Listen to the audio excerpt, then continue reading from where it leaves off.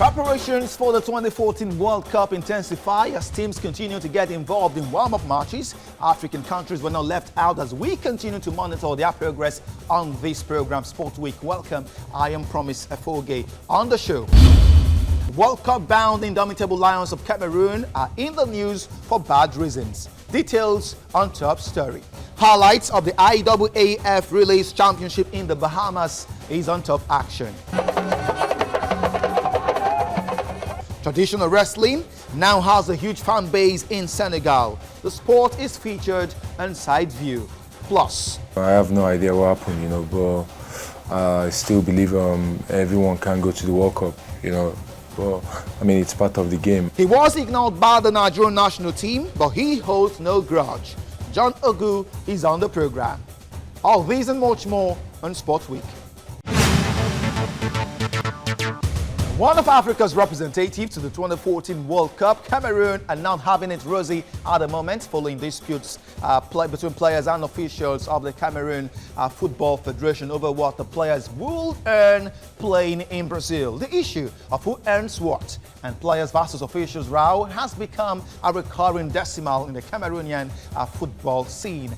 Personally, I think this antagonism is ill-timed and not good enough for the image of African football. On Top Story, we examine the tension in the Cameroonian camp.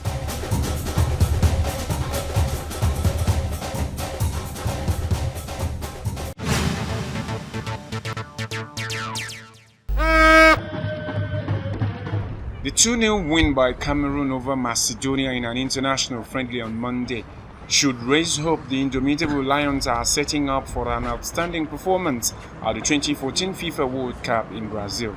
But instead, the team led by Captain Samuel Eto'o are locked in a battle against the Cameroon Football Federation FECAFOOT over bonuses for the tournament. The Cameroon government last week offered 61,000 euros, which the players rejected, and then it increased it to 68,000 euros, which was also turned down. The players are demanding more than 182,000 euros each. Back home, the players face mounting press criticism over their wage demands. The issue of bonus have become a recurrent tension between players and the Cameroon FA.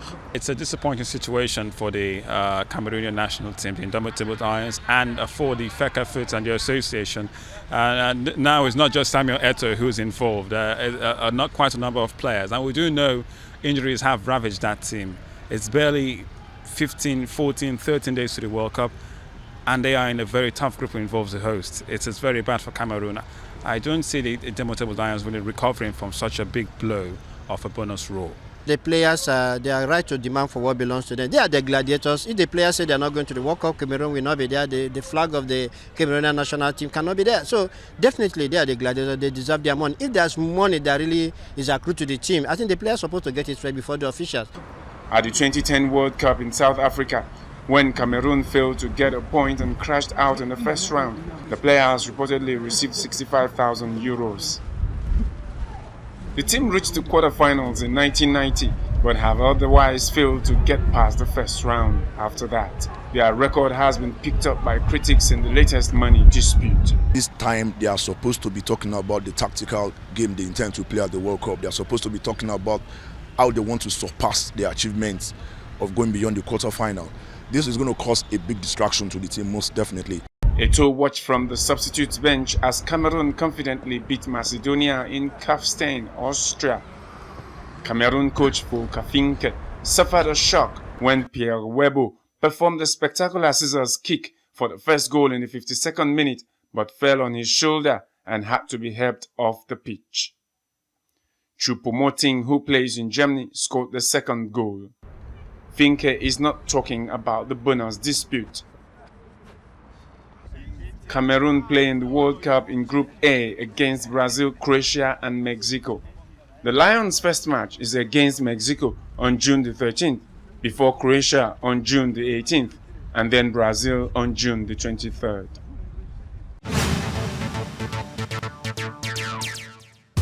A number of friendly matches were played across the globe, especially by teams preparing for the 2014 World Cup. A number of African teams were involved, especially African champions Nigeria, who forced Scotland to a 2-2 draw in London as goals by Michael Uchebo and Uche Nwofo made sure the Scots did not record their first win against Nigeria. Other notable friendlies saw Angola beat Morocco, Tunisia pipped South Korea 1-0, USA beat Azerbaijan 2-0, Cameroon tested their strength against Paraguay, France mauled Norway 4-0, Mexico edged Israel, while World Cup Group D campaigners England took on Peru. Talking about Group D, it comprises of 1930 World Cup winners Uruguay, 1996 World Cup winners England, 2006 World Cup winners Italy, and Costa Rica. It is undoubtedly a very tough group, and on Sports Week, let's see what these countries are made up of.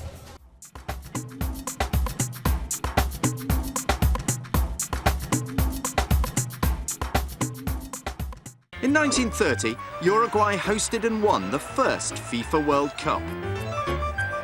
Notable clubs in Uruguay include Peñarol and Nacional. Forlan won the Adidas Golden Ball for being the outstanding player at the 2010 FIFA World Cup. Despite qualifying via a playoff, Uruguay finished fourth at the tournament under the guidance of their current coach, Oscar Tabarez. Their campaign in South Africa took off when they beat the hosts 3-0.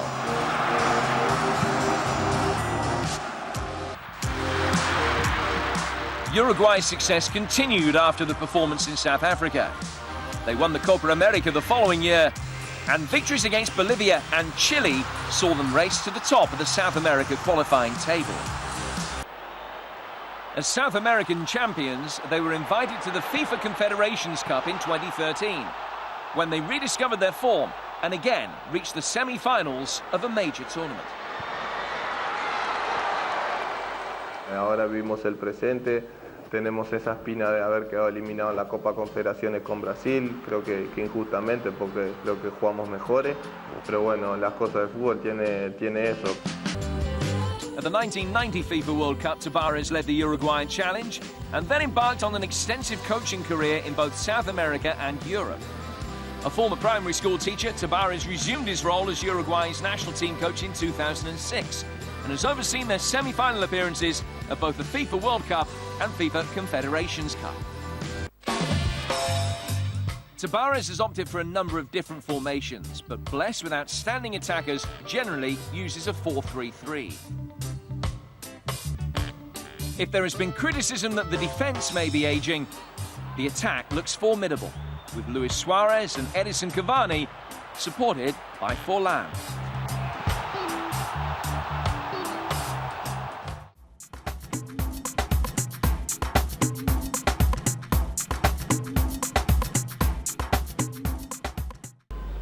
The Blues will be led in Brazil by Cesare Prandelli.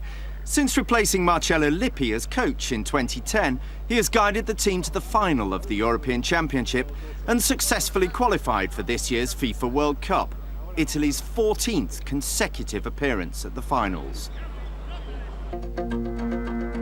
One of the first decisions Prandelli made was to appoint Gianluigi Buffon as captain. With over 130 appearances to his name, he was a natural choice as leader in the coach's eyes. Prandelli's options in midfield are plentiful. Daniele De Rossi and Andrea Pirlo provide the experience, while Riccardo Montolivo, Claudio Marchisio, Emanuele Giaccherini and Antonio Candreva are just some of the younger, creative candidates for places. Up front, Mario Balotelli could be key to Italy's success. In his relatively short career, he's caught the eye for his brilliance on the pitch and his antics off it. Italy have won the FIFA World Cup 4 times. Only this year's hosts, Brazil, have triumphed more often. At their first FIFA World Cup appearance in 1934, Italy hosted and won the tournament. One of their best results came in 1982, when they won their third World Cup, beating West Germany 3-1 in the final. And one of their moments to forget came in 1966, when they lost to the Soviet Union and Korea DPR, failing to make it out of the group stages. On their return home, they were pelted with rotten tomatoes. 48 years on from that humiliation, the current squad is generally adored by their fans, and the team will be supported well in Brazil.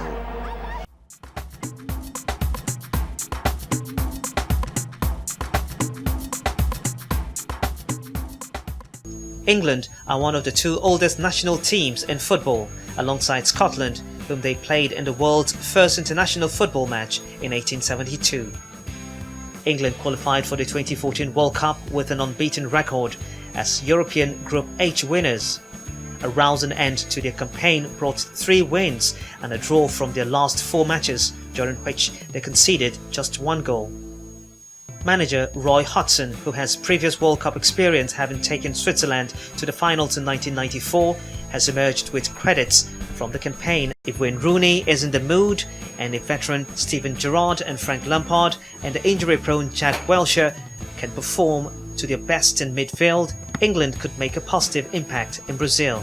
The Three Lions will be hoping their goalkeeper Joe Hart regains some of the form that saw him become the undisputed number 1.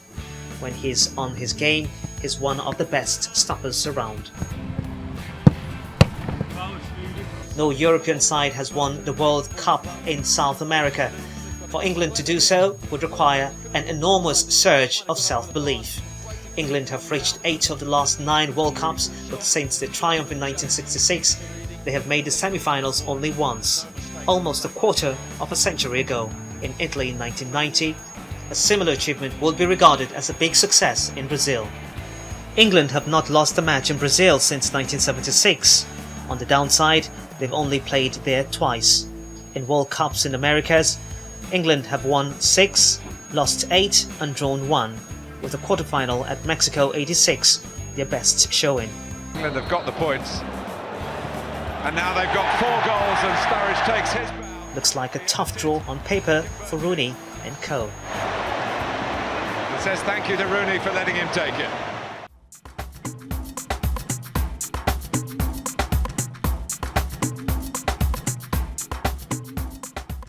Costa Rica has a long-standing football culture and tradition. Its national football team, nicknamed La Sele or Loticos, is controlled by the Federación Costarricense de Football. Costa Rica is the 3rd most successful team in CONCACAF after Mexico and the United States. They are the most successful team in Central America, having qualified to 4 World Cups, including reaching the last 16 on their debut in Italy in 1990. Currently, its historical top scorer is Rolando Fonseca with 47 goals.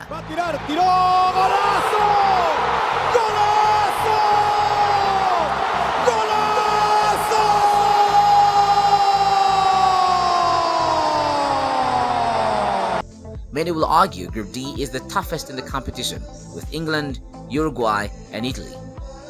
Costa Rica are the clear underdogs in this fight, with their opponents winning 7 World Cups between them. Loticos have seen 4 World Cups in their lifetime, the most successful being Italy in 1990, the only year in which they made it out of the group stage. The most familiar name that comes to mind for England fans when they think about Costa Rica is Paulo Wanchope, who spent 8 years in the Premier League with Derby County, West Ham United and Manchester City. Wanchope will be helping to coach a talented group of players, including Everton's Brian Oviedo, Arsenal's Joel Campbell on loan at Olympiacos, and Brian Ruiz of Fulham. Costa Rica was the first Central American football team to win a game at a World Cup tournament. Costa Rica is the only Central American football team to qualify for next round in FIFA World Cup, Under-20 World Cup, Under-17 World Cup and Olympic Games.